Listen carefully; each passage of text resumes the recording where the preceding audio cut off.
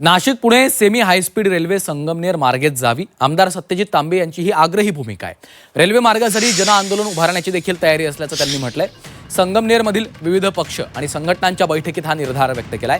Nashik Pune railway Sangamner Manchar Chakan मार्गेच व्हावी अशी मुख्य मागणी असल्याचं त्यांनी स्पष्ट केलं आहे।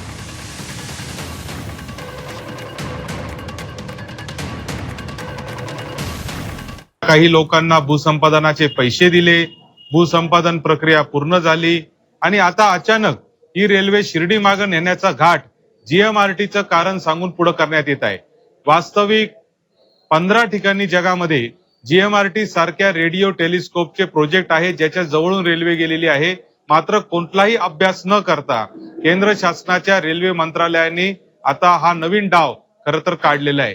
पूर्वी आमच्या ग्रामीण भागामध्ये अशी म्हण होती का पुण्यावरून पुणतांब्याला जायचं, अशा पद्धतीचा उलटा प्रवास करण्याची वेळ आता या रेल्वेला आली।